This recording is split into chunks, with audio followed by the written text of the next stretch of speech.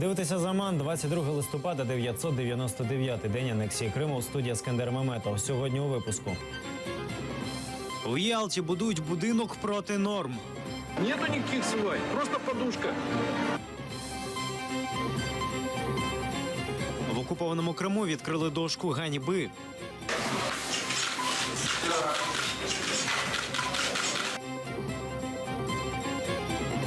У Туреччині протестують проти шлюбів із неповнолітніми.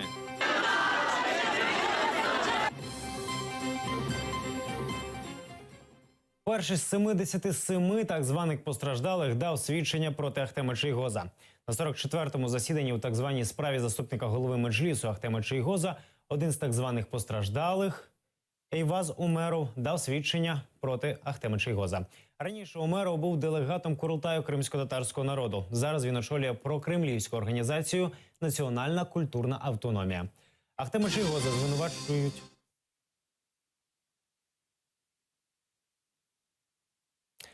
Служба безпеки України повідомила про затримання 2 дезертирів. На контрольно-пропускному пункті Чонгар СБУ разом з прикордонниками затримали 2 українських військових – Максима Одінцова та Олександра Баранова, що навесні 2014-го перейшли служити в російську армію. В Україні на них відкриті кримінальні справи за дезертирство.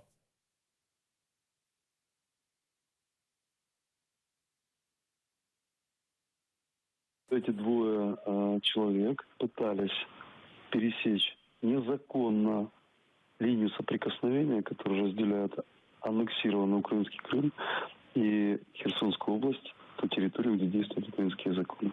Они были задержаны, и сейчас с ними проводятся оперативные мероприятия.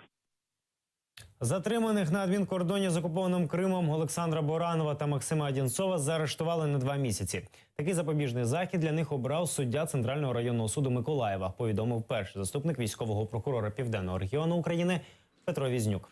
Суд також визначив розмір застави для заарештованих. Для Баранова це 350 тисяч гривень, для Одінцова – 250 тисяч застави. До 2014 года проходил военную службу в 10-й морской авиационной бригаде на должности планшетиста. После 2014 года подписал контракт с Министерством обороны Российской Федерации и принял присягу. Прохожу... Чью присягу? Присягу Российской Федерации. Я осознаю и признаю, что совершил государственную измену, предусмотренную Уголовным кодексом Украины.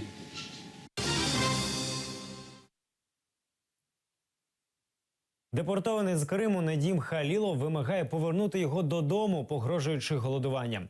Він написав у Фейсбуці відкритого листа з вимогами до начальника управління переміщених осіб. 7 листопада окупаційний суд Сімферополя ухвалив рішення про депортацію Халілова до Узбекистану. Зараз Недім Халілов знаходиться в Росії у селищі Вардане Краснодарського краю в спеціальному закладі тимчасового утримання іноземних громадян.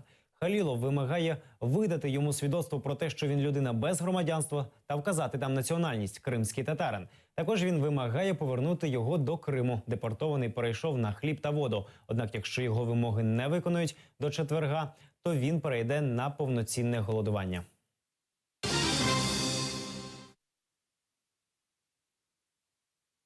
В Ялті триває будівництво всупереч норм. Мешканці вулиці Красних Партизан написали звернення до окупаційного міністерства Криму з будівництва архітектури та управління земельного та містобудівного контролю окупаційної Ялти.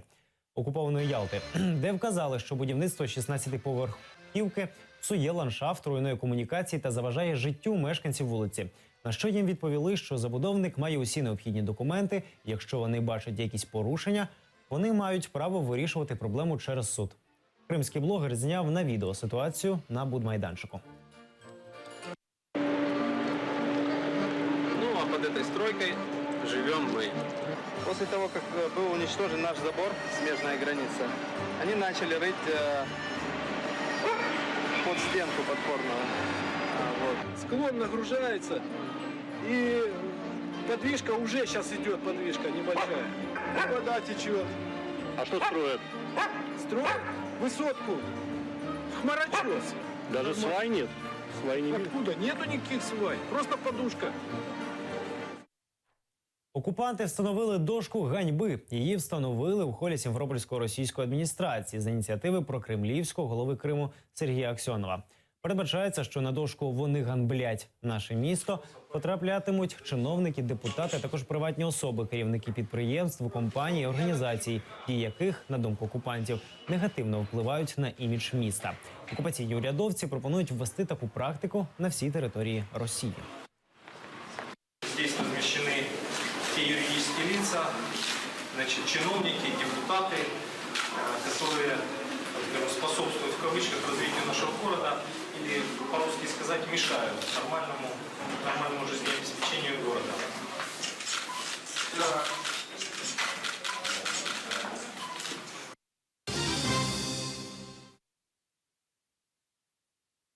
Прем'єр-міністр Туреччини Біналі Йилдирим відкликав законопроект про легалізацію шлюбів із неповнолітніми.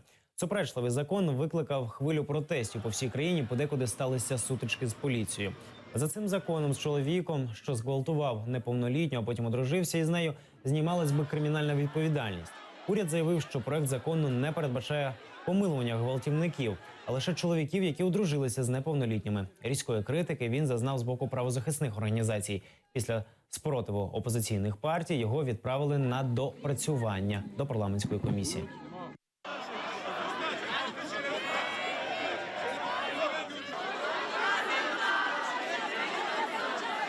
Dolayısıyla biz mücadelemizi Ми продовжуємо боротьбу і в Меджлісі до тих пір, поки цей ганебний закон не винесуть на смітник. Düşünsenize, vücudunuzda, aklınızda... Ви тільки подумайте, ви маєте одружитися з чоловіком, який очорнив ваш розум, тіло і душу, і провести з ним все ваше життя. Tacizinizle yaşamak zorunda bırakılacaksınız.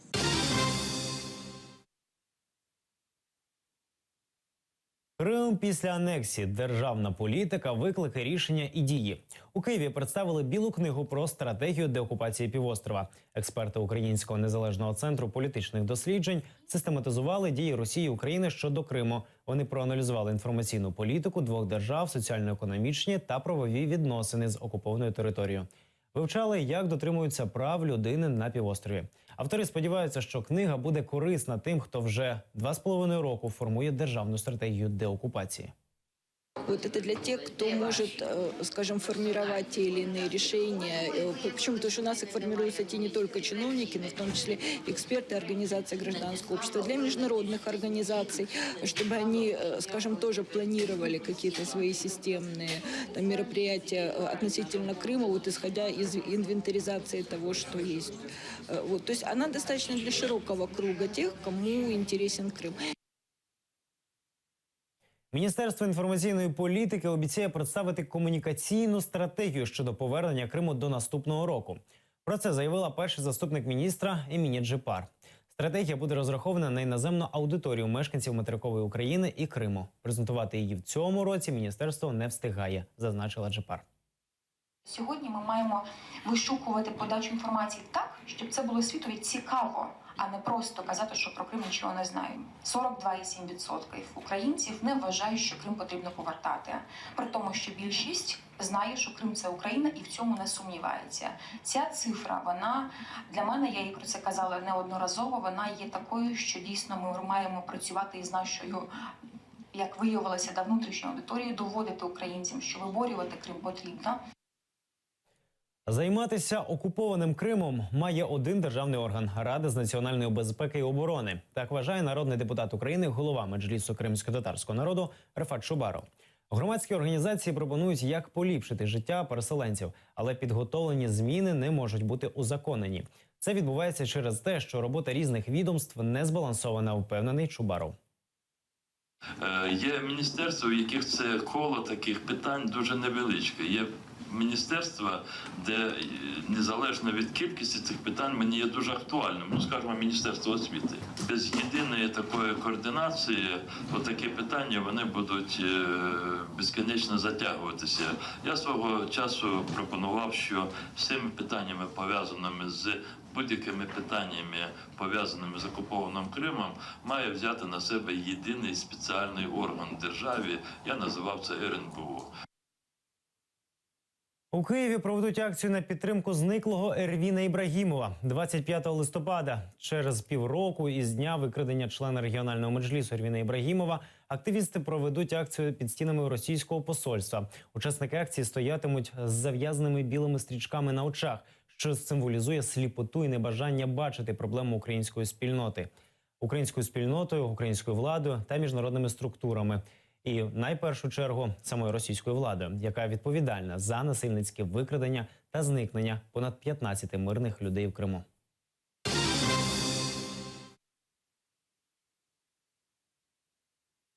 Тисяча солдатиків на честь 1000-го дня окупації. Перед Генеральним консульством Росії у Львові кримчани влаштували флешмоб до 1000-го дня окупації Криму.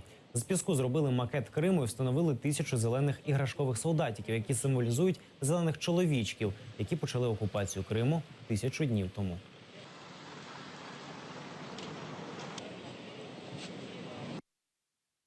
На нашій батьківщині зараз створена величезна військова база, де щодня попираються права людини. Ми хочемо таким чином, запускаючи самольотики, ще раз нагадати Російській Федерації, яку символізує консульство у Львові, про те, що мірова спільнота нас підтримує, вже всі це розуміють, і незабаром той день, коли все ж таки Крим буде звільнений і повернеться до лав України.